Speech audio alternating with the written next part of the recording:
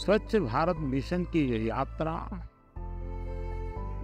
करोड़ों भारतवासियों की अटूट प्रतिबद्धता का प्रतीक है। हमने बाहर से एम्प्लॉयमेंट ना खोजते हुए अपने ही रैक पिकर्स को वहाँ पे एम्प्लॉय कर लिया। तो जो रैक पिकर्स का एक इनफॉर्मल लाइवलीहुड जीते थे वो, जिनकी जो फी स्ट्रक्चर था, सैलरी स्ट्रक्चर था, वो काफ़ी इनफॉर्मल था, जिनके वर्क आवर्स बहुत इनफॉर्मल थे, वो पूरे एक फॉर्मल स्ट्रक्चर में आ गए and they could live a happy life. हमारा जो ऑर्गेनिक वेस्ट है, जिसको हम गीला कचरा बोलते हैं, इस वेट वेस्ट को प्रोसेस करके हमारी जो सिटी बस है, इसी वेट वेस्ट से वहाँ की सीएनजी मिल रही है और उसी वेट वेस्ट से बस चल रही है।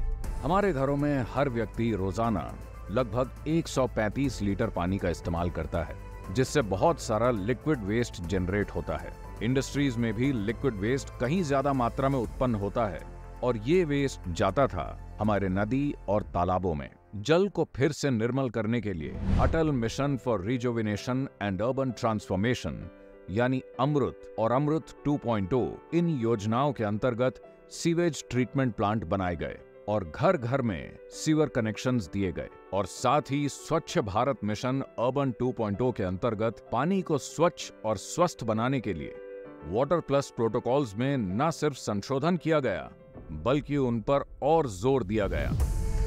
पूरे हिंदुस्तान भर में जो है सेंट्रलाइज सीवर ट्रीटमेंट प्लांट्स बन रहे हैं और ट्रीट करने के बाद उसका यूटिलाइजेशन किया जाए।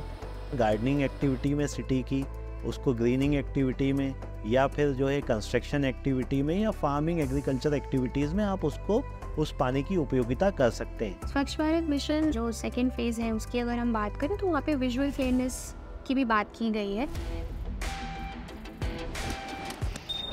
अगर किसी सिटी में बहुत अच्छा विजुअल क्लीननेस है तो उसकी रैंकिंग जो है वो काफ़ी हद तक इम्प्रूव हो सकती है। दूसरा एक बड़ा इम्पैक्ट ये पड़ता है कि जो सिटीजन्स हैं एक सिटी में, उन्हें भी लगता है कि ये जो एक्ट वो कर रहे हैं सोर्स सेग्रीगेशन का, या वो जो कंट्रीब्यूट कर रहे हैं वेस्ट मैनेजमेंट पे, उससे उनका शहर सच में सुंदर बन रहा है। तो ये एक मोटिवेटिंग फैक्टर की तरह भी एक्ट करता है cities beautification and the visual cleanness. Other than Indore, cities that are doing really well are Surat, Visakhapatnam, Mysuru and Tirupati. So they are also coming up and they are 5-star garbage-free cities, right? So this competitive spirit actually led to more funds flowing in to do some of the things that people have been talking about doing for a long time. So there was two kinds, right? One is the shame part of it and one is the name part of it. So people who were in the top 10 wanted to stay there. People who were in the top 20 wanted to come up, and that really served as a motivation to get people excited about it. जो हमने स्वच्छता सर्वेक्षण किया, मुझे लगता है उस स्वच्छता सर्वेक्षण के कारण the consciousness that was required and which has seeped in, that has made a difference. इंसानी जिंदगी से कीमती कोई और चीज नहीं होती, लेकिन आजादी के इतने साल बाद भी जब गटर्स को साफ करने की बात आती थी, बिना किसी सुरक्षा साधनों के किसी इंसान को इसमें उतार दिया जाता था। नतीजा जहरीली गैसेस से घुटकर मौत। जब भी सेप्टिक टैंक की सफाई करनी होती थी तो वो यहाँ से कुछ आदमी सफाई के लिए ले जाते थे और हर किसी को ये काम करने के लिए 2000 मिल जाते थे। ये काम करने के लिए मेरे घर से 3 आदमी गए थे। मेरे चाचा, पति और रवि नाम का एक लड़का भी गया था। सेप्टिक टैंक की सफाई करने से उनकी जान चली गई। मुझे उनकी मौत के बाद पता चला कि उनकी मौत की असली वजह क्या थी। मैं हैरान थी कि इतनी रात हो गई पर वो अभी तक घर वापस क्यों नहीं आए। इसलिए मैं अपनी अम्मा और बच्चों को सोते छोड़कर ही उन्हें ढूंढने के लिए चली गई और वहां जाकर पता चला कि वो तीनों अब नहीं रहे। सफाई करते वक्त उनकी जान चली गई। जब हर्जाने के तौर पर 10 लाख मिले तो थोड़ी राहत मिली कि कम से कम अब मेरे बच्चे अपनी पढ़ाई जारी रख पाएंगे। मेरी बड़ी बेटी नर्सिंग में BS कंप्लीट कर चुकी है और अब वो ऊपर वाले की कृपा से साल का 1 लाख कमा लेती है। हर साल ना जाने कितने परिवार इस घटना का शिकार हो जाते हैं। She said, sir, today we have underground drains. You are boring through cities. With that kind of technology, can't you do something like this? And you know, that sort of moved us, and we came back and said we should do something about this. The septic tank is a complex, multi-layered environment. At the top is a layer that is more like water, where at the bottom you have solidified contents that settle down. And to break this, only human beings are going in. They take pickaxes or shovels sort of break the contents down. And the worst part is the many people who die.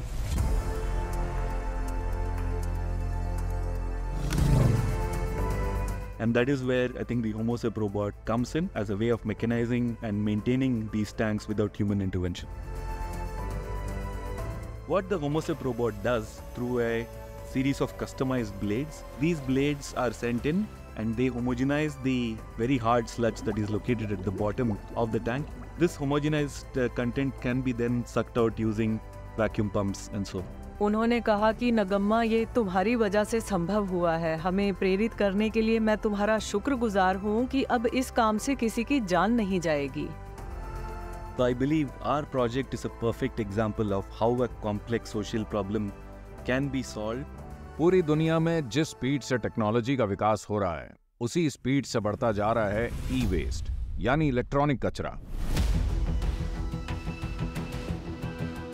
उसके लिए government ने already E waste management regulation बनाया है 2016 में। इसके अंदर EPR policy भी लाया गया है, which stands for extended producer responsibility. So यानी कि अगर कोई प्रोड्यूसर, कोई मैन्युफैक्चरर कोई ऐसा वेस्ट बना रहा है जिसका डिस्पोजल जो है वो म्यूनिसिपैलिटी नहीं कर सकती या फिर कोई और नहीं कर सकता, तो उसके लिए जो प्रोड्यूसर है वो रिस्पॉन्सिबल होगा कि एंड ऑफ लाइफ डिस्पोजल उस प्रोडक्ट का कैसे किया जाना चाहिए।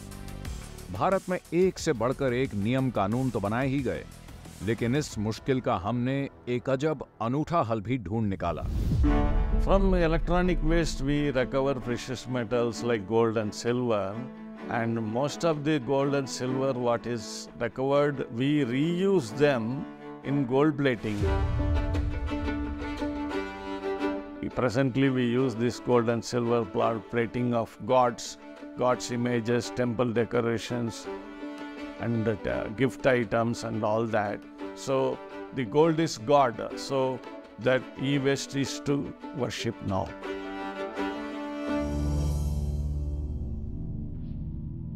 Electronic waste recycling as urban mining, because it contains various metals, different types of plastics and glass. So this is something very important for ecology. So when the electronic waste is received in our facility, the first thing is we weigh them, and then the material is classified. After that, they go for dismantling.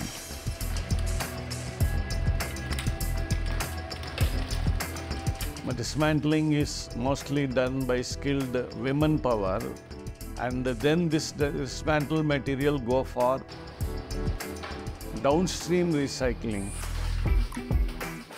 where mild steel is melted into torch steel. Similarly, aluminum goes for automobile industry, copper for again electrical or maybe some other applications.